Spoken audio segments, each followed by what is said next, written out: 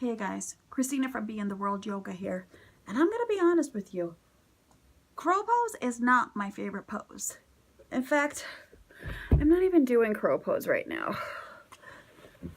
There's nothing natural about taking your knees up over your shoulders and balancing on your hands. I'm trying to think of any other animal that does that. Anyway, it is a fun pose though. Although it is my arch nemesis because I have extremely long legs and extremely long arms and a tiny little torso. And it is hard to get your legs up over your shoulders. I'm going to teach you this pose because why not? It's fun. When you can do it, you feel proud of yourself. You feel like you can take that journey that you've taken trying to do Bakasana, crow pose, out into the real world and see what other challenges that you can overcome. I'm still upside down, aren't I?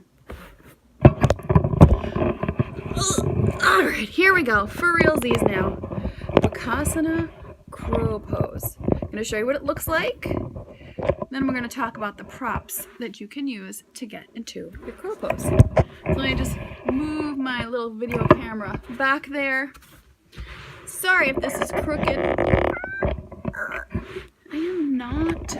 I do not have the best camera crew here because it's me. So, just keep the block handy. Keep some nice, delicious, yummy water handy. So, Bakasana crow pose. In this pose, we're going to take our pubic bone up towards our belly button, send our heart forward, and have our hands balance us while our knees are over our shoulders, squeezing into our arms, and our arms pushing back with resistance, and our booty stays nice and high. Here it goes. By the way, I often call this face plant pose because I often fall on my face doing this pose, and you might too about 100 times like me. But the best thing to do is just try to stay confident in any of these challenging yoga poses that you have and realize that you're going towards a journey and eventually you'll be there, and it's really not a big deal. It's just you having fun. So to prepare for Bakasana crow pose, you're going to start off in yogic squat. Now maybe your heels can touch the ground, maybe not. You can come from standing and then squatting. Take your arms to the inside of your thighs. Lift up through the spine. Tailbone reaches down. Belly button reaching towards the back of the spine. Heart moving forward. Now I'm already pressing my arms into my legs here and my legs into my arms. The most important thing to do here is breathe.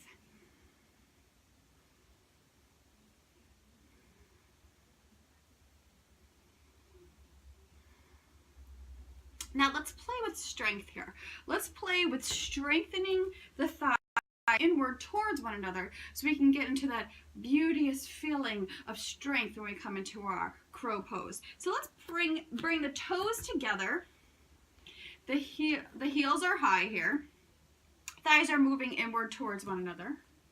Play with balance here on your toes. Hands come together at the heart center. Lift up nice and tall. Gaze forward. If you really want to explore challenging the balance here, you could close your eyes. That gets a little wacky for me. I don't love it, but you know, maybe one day I will. So from here, woo! I fell back on my heels, and guess what? I'm cool with it, guys, because we're allowed to fall and make mistakes and have fun in yoga and mostly laugh at yourself. So, hands at the heart center. Heart is lifting, draw the shoulders back, just for good alignment here. Now take your block, place it in front of you, and then place it to the side because I forgot one step, which I'll tell you right now. Keep your toes together, but then take your knees wide. You're gonna hang the upper body, the torso forward over the legs and keep the arms out in front of you. Now you're working on relaxing in the neck, relaxing in the shoulders, and relaxing in the head. Let that upper body just hang over the lower body. Do some nice breaths here. So we're surrendering here. This could be another form of a prostration, which is while we bow to the great divine. We give thanks to the inner light that's inside of us. Beautiful. Now from here, we'll take our block back to the center again and step 1 foot at a time on the block. Or you can step both feet, or you can step no feet, whatever you want to do. I don't know why I made that very specific to have 1 foot at a time.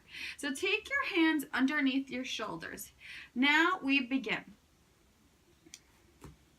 Fingers are spreading away from each other. So you don't want to have like this kind of look. See how far you could spread your fingers away from each other. Then planting and pressing and grounding the pointer finger and the thumb into the ground. Lift your hips up high here now.